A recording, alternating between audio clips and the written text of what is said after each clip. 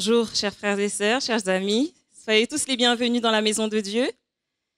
Et je suis contente d'être parmi vous ce matin. Je suis contente parce que bien, c'est un jour de repos. Je crois qu'on a tous besoin de repos. Et dans la mesure où je vous transmets la parole de Dieu, je pense que je serai la première à profiter du repos de Dieu et je suis contente de cela. Vous savez que c'est comme ça que ça fonctionne, hein? Quand Dieu nous mandate pour quelque chose, nous sommes les premiers à recevoir la bénédiction. C'est pourquoi quand on demande est-ce que quelqu'un veut prier, il faut toujours être le premier à dire oui, je veux. Comme ça, on est sûr de recevoir d'abord la bénédiction du Seigneur qu'il va ensuite transmettre aux autres par la prière. Je vous invite à prendre avec moi le texte d'Ésaïe 61 et le verset 1er qui sera un peu notre texte, non pas de base, non pas de réflexion, mais notre texte d'ambiance pour aujourd'hui. Ésaïe 61, le verset 1er. Un texte que Jésus va reprendre au début de son ministère, mais que je vous inviterai au cours de cette prédication à faire vôtre.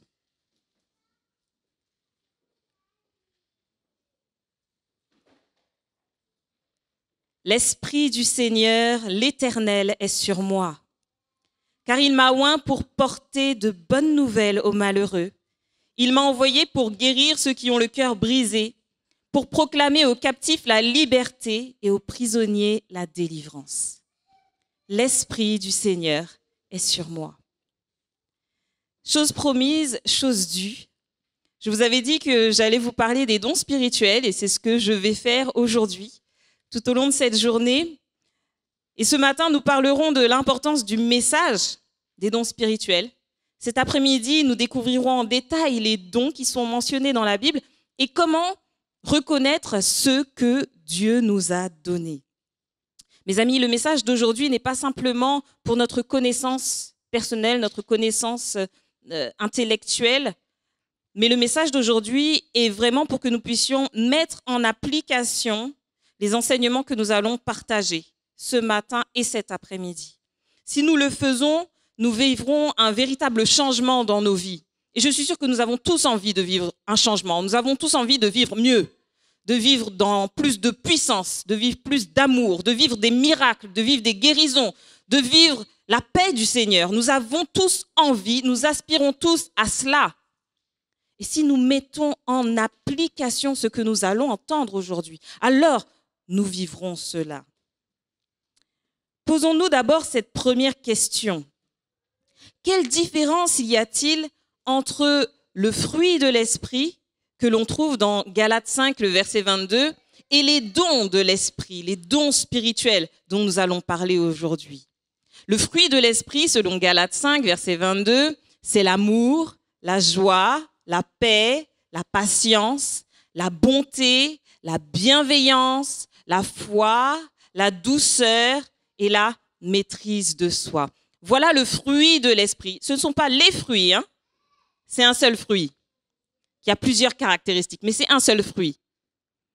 Alors que les dons spirituels, on va les trouver dans 1 Corinthiens chapitre 12 principalement, mais aussi dans Éphésiens 4 et dans le livre de Romains. Mais les dons spirituels, c'est dons de prophétie, de connaissance, de sagesse, dons de pastorat, dons d'aide, dons de toutes sortes. Nous les verrons cet après-midi en détail. Alors, quelle différence y a-t-il? Eh bien, entre un fruit et un don, la principale différence, c'est qu'un fruit pousse naturellement sur l'arbre auquel il est attaché. Un fruit pousse naturellement. Alors qu'un don vient de l'extérieur. Un don n'est pas quelque chose que j'ai déjà. Un don, c'est quelque chose qu'on me donne.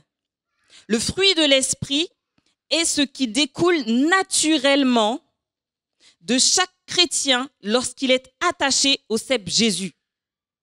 Vous entendez ce que je dis? Le fruit de l'esprit n'est pas quelque chose que nous devons rechercher à avoir. Le fruit de l'esprit est quelque chose qui se développe naturellement en nous lorsqu'on est attaché au cep Jésus et que la sève de son esprit nous alimente. Autrement dit, si vous ne manifestez pas le fruit de l'esprit dans votre vie, si vous ne manifestez pas d'amour, si vous n'êtes pas joyeux, si vous n'avez pas la paix ou si vous n'arrivez pas à vous maîtriser, ne cherchez pas à vous maîtriser davantage. Ne cherchez pas à aimer plus. Ne cherchez pas à sourire plus. cherchez à vous accrocher à Jésus. Parce que c'est ça qui vous manque. Le fruit de l'esprit pousse naturellement lorsqu'on est accroché au cep Jésus. Les dons spirituels, eux, ne sont pas naturels. Ils sont donnés selon le bon vouloir de celui qui les donne, en grand ou en petit nombre, et ils sont dépendants du bénéficiaire et non du donateur. Ils sont dépendants du bénéficiaire pour être manifestés ou pas. Le fruit de l'esprit, c'est le caractère du chrétien. Les dons spirituels, ce sont les œuvres, les actions du chrétien. Trop longtemps, la question des dons spirituels a été une question secondaire, mise de côté. De telle sorte que quand on demande aux uns et aux autres, quel est ton don? Ou quels sont tes dons? Je dirais que 98% d'entre nous, on ne va pas parler pour ceux qui sont de l'autre côté du globe, restons ici. 98% d'entre nous n'auront pas de réponse assurée, au tac au tac. Je sais quel est mon don. Et je dirais même que 80% d'entre nous ne sauront même pas répondre à cette question. On pourrait croire que c'est une question de modestie. Oh, je ne vais pas me vanter d'avoir le don de l'évangélisation quand même. Ou je ne vais pas me vanter d'avoir le don de guérison. Mais dans la mesure où tout le monde reçoit un don, et qu'ils viennent tous de l'Esprit Saint, il n'y a pas de fierté à avoir d'avoir reçu un don ou pas, puisque tous ont reçu. Alors, est-ce une question de négligence ou bien d'ignorance? Lisons ce que Paul écrit dans 1 Corinthiens 12, le verset 1er. 1 Corinthiens au chapitre 12, et le verset 1er.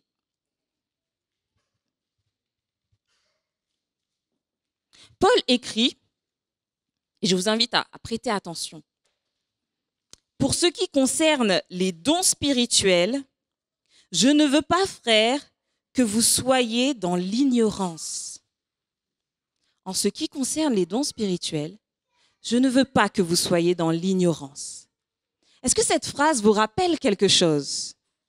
Est-ce qu'elle fait écho à une autre parole de Paul? Quelle parole? 1 Thessaloniciens 4 et le verset 13. Dans 1 Thessaloniciens 4 au verset 13, Paul utilise la même tournure de phrase au sujet de la mort, de ceux qui sont morts. Et il écrit, « Nous ne voulons pas, frères, que vous soyez dans l'ignorance au sujet de ceux qui sont morts, de ceux qui sont décédés. » Alors pourquoi Paul ne veut-il pas que nous soyons dans l'ignorance? Est-ce grave d'être dans l'ignorance?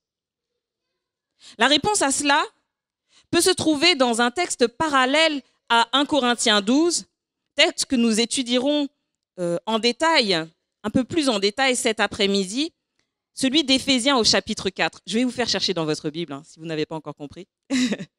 Éphésiens au chapitre 4, prenons ensemble ce que nous dit la parole de Dieu. Dans ce chapitre, Paul écrit cette fois aux chrétiens d'Éphèse, mais il a ce même souci pour leur communiquer l'enseignement des dons spirituels. Comme aux Corinthiens, il va insister aux Éphésiens pour leur parler des dons de l'Esprit Saint. Dans la prédication de la semaine passée, vous vous souvenez peut-être du texte de Actes chapitre 19, versets 1 à 7 que nous avions pris ensemble. Dans ce texte-là, Paul arrivait dans la ville d'Éphèse et il rencontrait des disciples et il leur posait la question, « Avez-vous reçu le Saint-Esprit quand vous avez cru ?» Et les disciples d'Éphèse lui ont dit, « Mais nous ne savions même pas qu'il y avait un Saint-Esprit. » Et alors Paul leur a demandé, « Mais de quel baptême avez-vous été baptisés ?» Et ils ont répondu, « Du baptême de Jean. » Quand Paul les a enseignés et qu'ils ont reçu le baptême au nom de Jésus, le texte nous dit que le Saint-Esprit vint sur eux. Moi, ça me rappelle un peu le baptême de Jésus. Au baptême de Jésus, on nous dit que le Saint-Esprit descendit sur Jésus. Eh bien, dans Actes chapitre 19, on nous dit que le Saint-Esprit vint sur eux et ils parlaient en langue et ils prophétisaient. Ils ont reçu immédiatement les dons spirituels. Et immédiatement, ils ont manifesté ces dons spirituels. Donc, à ces gens d'Éphèse qu'il a baptisés, à qui il a parlé du Saint-Esprit, Paul rappelle dans son épître l'importance d'être unis dans l'esprit. Ce sont les versets 1 à 3 de Éphésiens chapitre 4. Être unis dans l'esprit, qui a fait grâce à chacun. Ça, c'est le verset 7 d'Éphésiens chapitre 4. Mais de quoi est-ce que le Saint-Esprit a fait grâce? Le verset 11 nous dit, « Il a donné les uns comme apôtres, les autres comme prophètes, les autres comme évangélistes, les autres comme pasteurs et docteurs. » Il a fait grâce de dons spirituels. Mais revenons-en à la question qui nous préoccupe. Pourquoi Paul ne veut pas que nous soyons dans l'ignorance? Dans l'ignorance de la grâce que le Saint-Esprit nous a fait. Eh bien, la réponse, on la trouve au verset 17 et 18. Éphésiens chapitre 4, versets 17 et 18. « Voici donc ce que je dis et ce que je déclare dans le Seigneur, dit Paul. Vous ne devez plus marcher comme les païens qui marchent selon la vanité de leurs pensées. Ils ont l'intelligence obscurcie, ils sont étrangers à la vie de Dieu à cause de l'ignorance qui est en eux, à cause de l'endurcissement de leur cœur. Ils ont l'intelligence obscurcie et ils sont étrangers à la vie de Dieu à cause de l'ignorance qui est en eux. L'ignorance rend étranger à Dieu. Il suffit de regarder ceux qui croient en l'immortalité de l'âme et qui n'ont pas cette connaissance de ce qui se passe pour ceux qui sont décédés, comme Paul va vouloir l'expliquer dans 1 Thessaloniciens 4. Que font-ils, ceux qui croient en l'immortalité de l'âme? Horoscope, voyance, cartomancie, sorcellerie, ou encore vie de débauche et de plaisir charnel, parce que de toute façon, on a le temps. Recherche de l'immortalité contrôlée par l'intelligence artificielle, la cryogénisation ou autre. Sont-ils proches de Dieu, ces gens qui ne connaissent pas la vérité? Non, pas du tout. Ils sont étrangers même à Dieu. Lui sont-ils agréables? Non plus. Maintenant, est-ce que être ignorant au sujet des dons spirituels nous éloigne de Dieu? Eh bien oui, malheureusement. Être ignorant au sujet des dons spirituels nous éloigne de Dieu. Car au lieu de parler en langue et de prophétiser comme l'ont fait les disciples d'Éphèse, eh bien nous sommes là, lisant, priant, prêchant la bonne parole, nous réjouissant de notre salut, mais sans avoir la puissance de l'Esprit. Sans avoir la puissance de l'Esprit en nous pour rendre fort notre témoignage et convaincre les disciples, convaincre comme les disciples ont convaincu par l'Esprit à la Pentecôte ou encore bien après. Et c'est ainsi que nous affaiblissons le message de l'Évangile. C'est ainsi que nous attristons l'Esprit Saint. Éphésiens 4, le verset 30. N'attristez pas l'Esprit. Il est bon de faire la volonté de Dieu.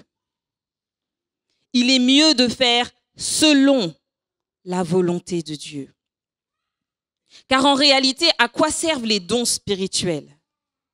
Vous connaissez cette histoire de Jésus qui va à un puits et qui a soif. Il rencontre une femme et il demande à cette femme de lui donner de l'eau. Vous connaissez cette histoire?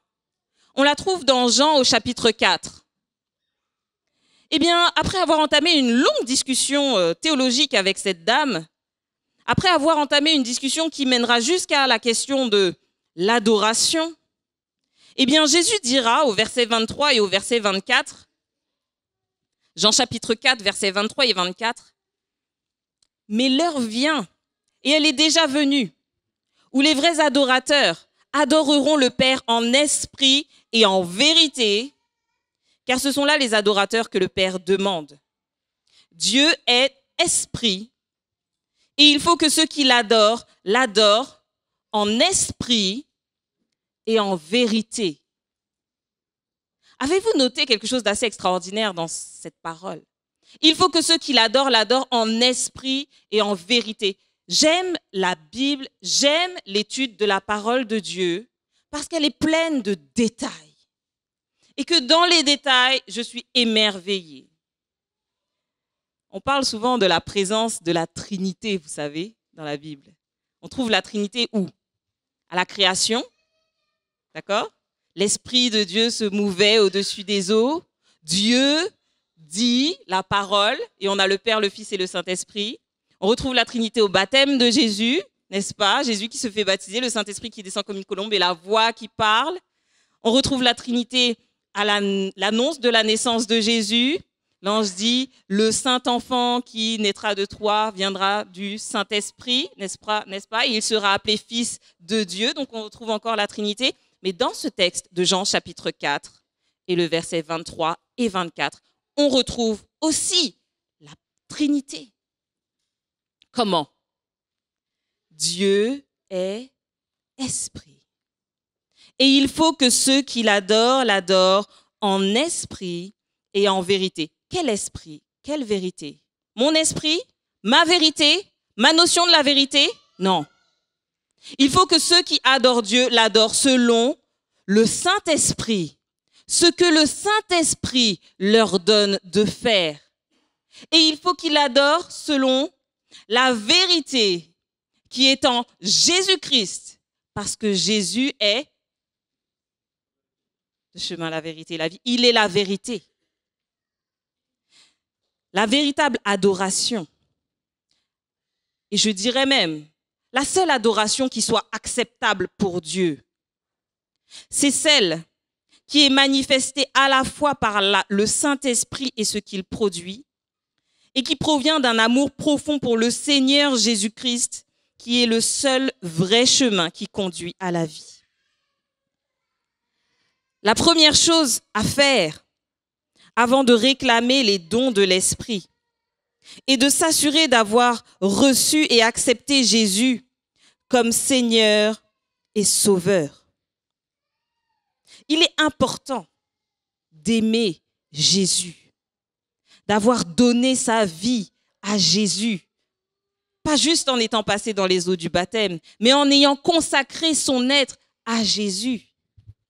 Parce qu'il y a beaucoup de chrétiens qui veulent faire des miracles, qui veulent imposer des mains pour guérir, qui veulent prophétiser, mais qui n'ont pas véritablement personnellement accepté Jésus comme leur Seigneur et leur Sauveur. Ils doutent du pardon et de l'amour inconditionnel de Dieu. Ils ne sont pas morts à eux-mêmes, mais ils restent dominés par leur passion, dominés par le péché. Ou alors ils ne sont pas nés de nouveau, tout simplement. Et ils prient, « Seigneur, accorde-moi de faire des miracles pour la gloire de ton saint nom. » Mais malheureusement, à cela, Jésus dira, comme il dit dans Matthieu au chapitre 7 et le verset 21, « Ceux qui me disent « Seigneur, Seigneur » n'entreront pas tous dans le royaume des cieux. » Beaucoup d'autres chrétiens disent « Seigneur, je t'aime. Je suis si reconnaissante pour le salut en Jésus-Christ. Je suis si reconnaissante pour l'amour que tu m'as manifesté, pour le pardon, et maintenant je suis libre de la culpabilité et de la peur de pécher. » Mais ils n'ont pas appris à donner comme Jésus a donné. Ils n'ont pas appris à aimer comme il a aimé. Ils n'ont pas appris à guérir comme il a guéri. Ils n'ont pas appris à sauver comme il a sauvé. Et à cela, Jésus dira, comme il dit dans Matthieu chapitre 25 et le verset 41, « Retirez-vous de moi. Retirez-vous de moi. » Je vous invite donc à faire partie d'une troisième catégorie de chrétiens. Ceux qui adorent véritablement et pleinement le Seigneur, ceux qui ont été rachetés d'entre les hommes, mais qui suivent aussi le Seigneur partout où il va et comme il le veut, à l'image de ces rachetés merveilleux d'Apocalypse chapitre 14, le verset 4. Dans son dernier message avant la croix, Jésus a parlé à ses disciples de ce qui devait arriver à la fin des temps. Il leur a parlé de ce qui devait arriver pendant notre temps. Il leur a donné 3 paraboles qui nous concernent particulièrement. La parabole des 10 vierges, la parabole des talents et la parabole des béliers et des boucs, qu'on appelle aussi la parabole du jugement dernier. La parabole des 10 vierges parle du Saint-Esprit nécessaire à la fin des temps pour être éclairé.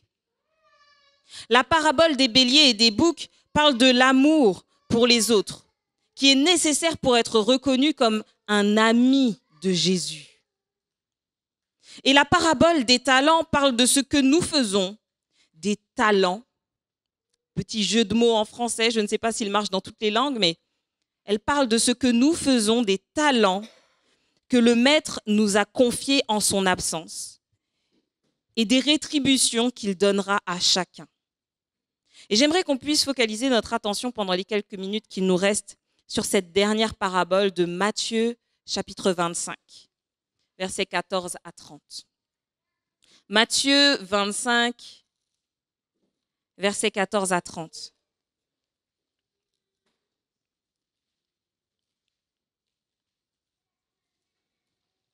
Il en sera comme d'un homme qui, partant pour un voyage, appela ses serviteurs et leur remit ses biens. Il donna 5 talents à l'un, 2 à l'autre et 1 au 3e, à chacun selon sa capacité, et il partit. Aussitôt, celui qui avait reçu les 5 talents s'en alla, les fit valoir, et il gagna 5 autres talents. De même, celui qui avait reçu 2 talents en gagna 2 autres. Celui qui n'en avait reçu qu'un alla faire un creux dans la terre et cacha l'argent de son maître. Longtemps après, le maître de ses serviteurs revint et leur fit rendre compte. Celui qui avait reçu 5 talents s'approcha en apportant 5 autres talents et il dit : « Seigneur, tu m'as remis 5 talents. Voici, j'en ai gagné 5 autres. » Son maître lui dit : « C'est bien, bon et fidèle serviteur, tu as été fidèle en peu de choses, je te confierai beaucoup. Entre dans la joie de ton maître. » Celui qui avait reçu les 2 talents s'approcha aussi et il dit : « Seigneur, tu m'as remis 2 talents. Voici, j'en ai gagné 2 autres. » Son maître lui dit : « C'est bien, bon et fidèle serviteur, tu as été fidèle en peu de choses, je te confierai beaucoup. Entre dans la joie de ton maître. » Celui qui n'avait reçu qu'un talent s'approcha ensuite et il dit : « Seigneur, je savais que tu es un homme dur, qui moissonne où tu n'as pas semé, qui amasse où tu n'as pas vanné. J'ai eu peur et je suis allé cacher ton talent dans la terre. Voici, prends ce qui est à toi. » Son maître lui répondit : « Serviteur méchant et paresseux, tu savais que je moissonne où je n'ai pas semé et que j'amasse où je n'ai pas vanné. Il te fallait donc remettre mon argent au banquier et à mon retour, j'aurais retiré ce qui est à moi avec intérêt. Ôtez-lui donc le talent et donnez-le à celui qui a les 10 talents. Car on donnera à celui qui a, et il sera dans l'abondance. Mais à celui qui n'a pas, on ôtera même ce qu'il a. Et le serviteur inutile, jetez-le dans les ténèbres du dehors, où il y aura des pleurs et des grincements de dents. » Dans cette parabole, les talents sont de l'argent que le maître remet à ses serviteurs. Mais dans ce que nous voulons comprendre aujourd'hui et ce que le Seigneur veut nous faire comprendre, ces talents sont les dons spirituels que Dieu nous a donnés. Qu'en faisons-nous? Au verset 15, nous lisons que le maître va donner 5 talents à l'un, 2 à l'autre et 1 seul au 3e, mais qu'il donne à chacun selon sa capacité. Comment Dieu juge-t-il pour donner à chacun? Selon sa capacité. Si Dieu voit en moi un fort potentiel, il me donnera beaucoup à accomplir. Ce beaucoup ne signifie pas plus important. Et ce n'est pas parce que quelqu'un a beaucoup de dons spirituels qu'il fait beaucoup de choses, qu'il fait des choses qui sont plus importantes que les autres. Pour exemple, j'ai celui de Siméon. Est-ce que vous connaissez Siméon dans la Bible? On trouve son histoire dans Luc au chapitre 2, versets 25 à 35. Siméon, c'est un homme qui va être parmi les premiers à voir et à reconnaître Jésus.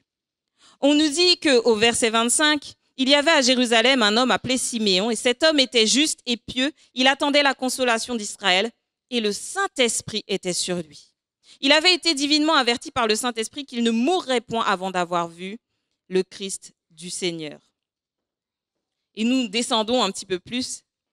Au verset 34, après avoir vu Jésus, après l'avoir béni, eh bien, il va se tourner vers son père et vers sa mère. Le texte nous dit que Siméon les bénit.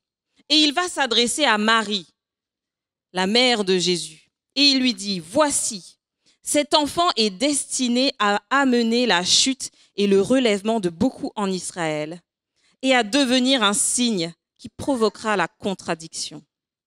Et à toi-même, une épée te transpercera l'âme afin que les pensées de beaucoup de cœurs soient dévoilées. Je ne sais pas si vous avez déjà fait attention à ce texte. Siméon était un homme pieux et juste. Mais nulle part il nous est dit qu'il était prophète ou qu'il faisait des miracles. Nulle part il nous est dit qu'il était particulièrement doté de dons spirituels, seulement qu'il était juste et pieux et que Dieu l'a gardé en vie pour voir le Messie, mais pas seulement, pour accomplir une mission, prophétiser sur Marie afin qu'elle se prépare, elle seule. Vous voyez qu'il ne parle ni à Joseph ni aux autres.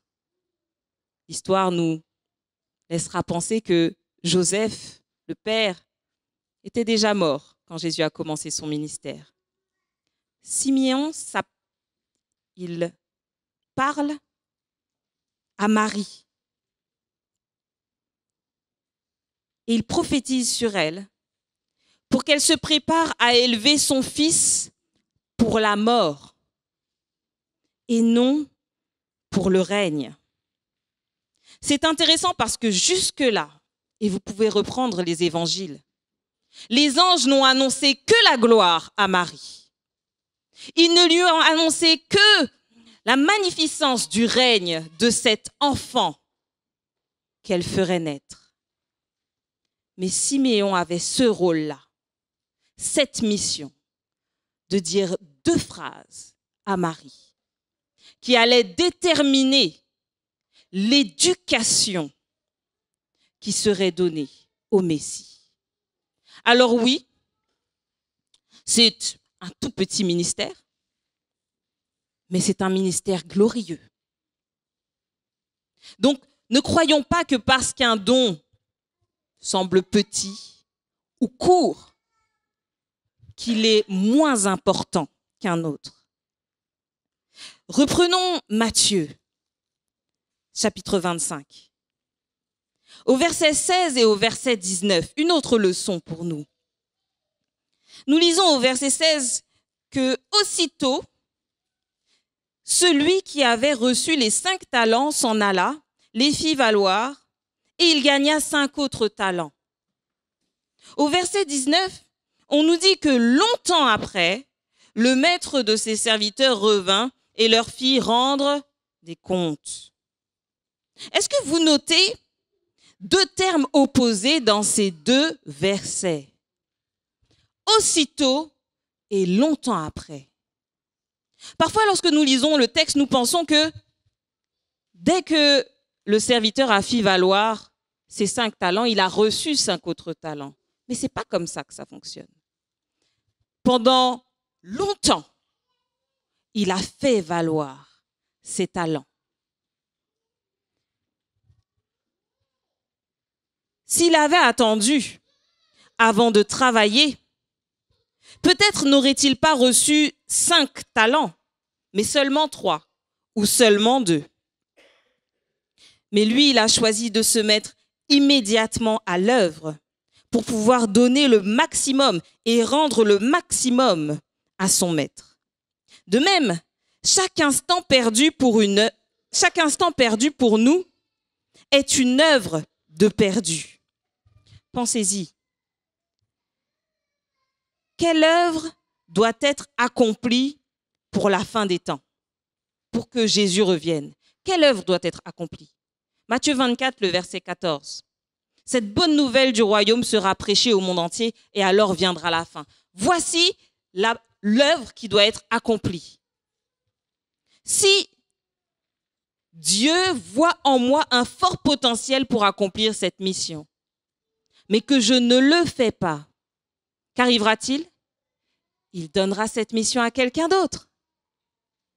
Et alors, ça demandera un temps supplémentaire. C'est ainsi que Dieu ne tarde pas dans l'accomplissement de sa promesse, mais qu'il use de patience envers nous, ne voulant qu'aucun périsse, mais que tous arrivent à la repentance. Nous avons une œuvre à accomplir, un travail à faire. Et il ne faut pas perdre de temps. Il ne faut pas rester dans l'ignorance ou dans l'inaction, parce que ce que Dieu attend de nous, il veut le recevoir. Au verset 28, nous lisons « Ôtez-lui donc le talent à celui qui n'a rien fait valoir.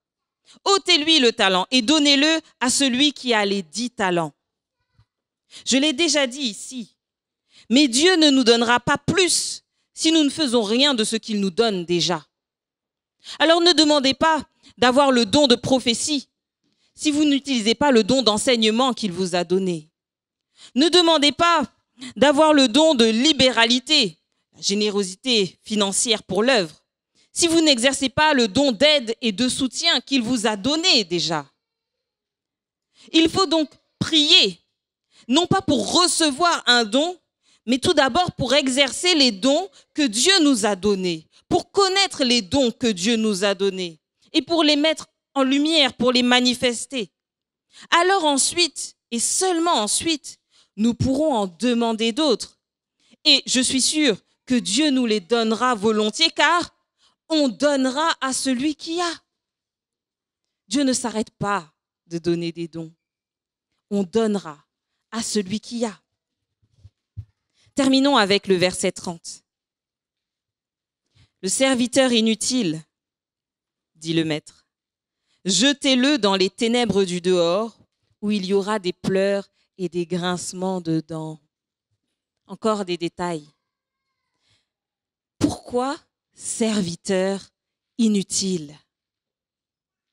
Serviteur, parce qu'il était payé, logé, nourri, blanchi et qu'il avait un contrat pour travailler. Il avait accepté ce contrat.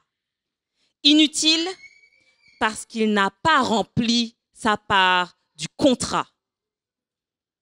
Et ainsi, il est devenu voleur. Le maître est en colère parce qu'on l'a volé.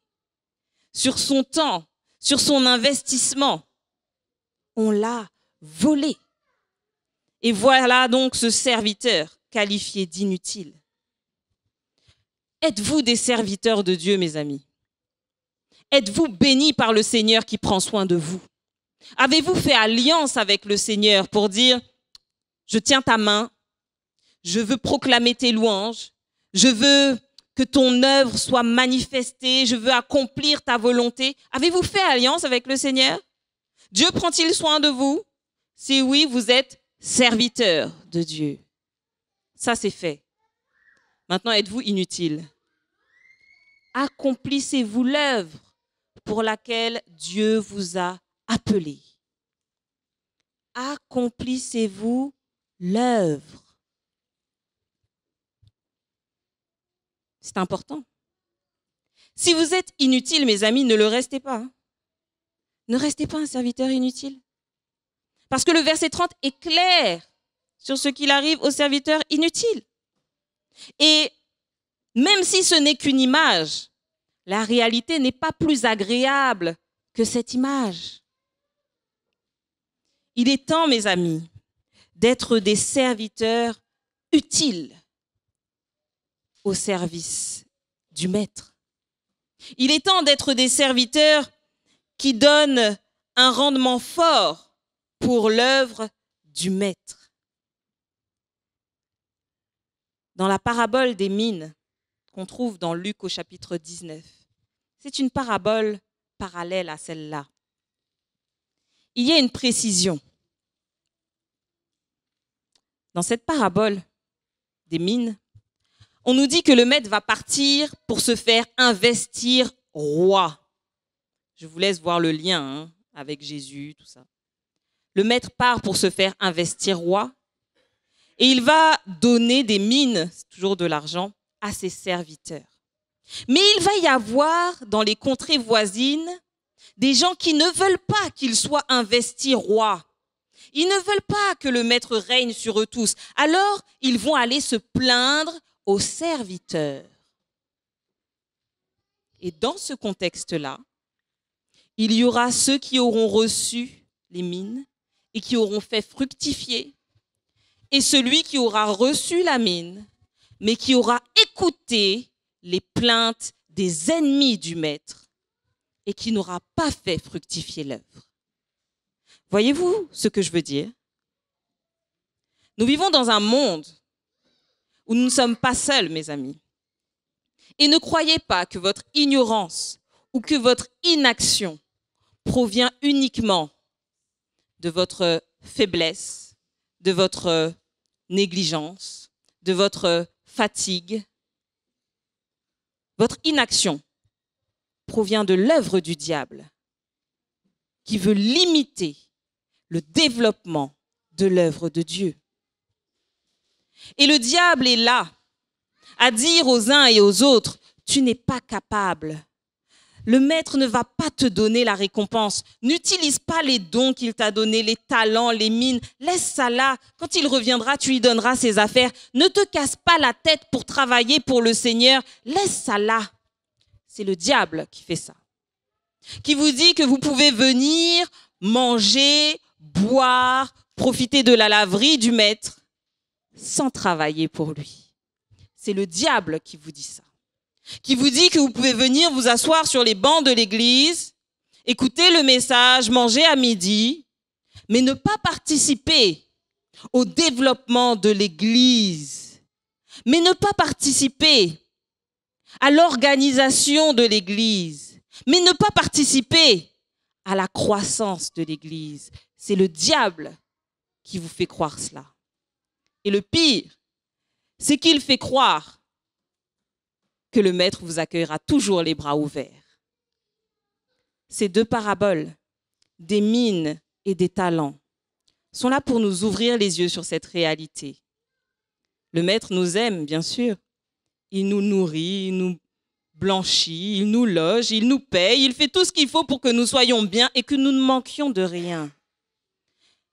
Mais le maître attend qu'on travaille comme des serviteurs utiles pour lui. L'homme a hiérarchisé les dons spirituels. Et Paul parlera lui-même de rechercher les dons les meilleurs. Mais comme nous le verrons cet après-midi, pour Dieu, la notion de quantité et de qualité peut être très aléatoire. Il a donné à chacun selon sa capacité. Certains recevront beaucoup de dons pour faire certaines choses. D'autres recevront un don pour faire de grandes choses. Pour preuve, il a ressuscité Dorcas, qui faisait preuve d'aide et d'hospitalité. Mais il n'a pas ressuscité Étienne pour sa prédication ou pour ses miracles. Dieu utilise pour la gloire de son saint nom qui il veut, comme il le veut, par les dons qu'il donne. Alors, quel que soit le don que tu as reçu, aujourd'hui, l'Esprit du Seigneur est sur toi pour apporter la délivrance, pour guérir, pour soigner, pour donner la bonne nouvelle du salut. L'Esprit du Seigneur est sur toi. Alors proclame cette grâce, que l'Esprit du Seigneur est sur toi. Et il t'appelle à te lever pour adorer le Seigneur ton Dieu par ta foi en Jésus, mais aussi par les dons que tu manifestes pour préparer son peuple. Apocalypse nous parle d'adoration. Et dans ce contexte d'adoration, l'ange dira à Jean qui s'agenouille devant lui, « Adore Dieu ». Voici le message de la Bible, voici le message de l'Évangile, voici le message de l'Église et de ce que nous faisons ici. Adore Dieu. L'Esprit du Seigneur est sur toi. Il t'a oint pour porter de bonnes nouvelles aux malheureux. Il t'a envoyé pour guérir ceux qui ont les cœurs brisés, pour proclamer aux captifs la liberté et aux prisonniers la délivrance. Alors saisis-toi du don que l'Esprit a mis en toi. Ne perds pas de temps et fais briller ta vie. Fais briller ton Église, fais briller ta ville, fais briller le monde pour que Jésus revienne, pour que le monde soit éclairé, pour que tous soient sauvés. Brille, brille par les dons que Dieu a mis en toi. Amen.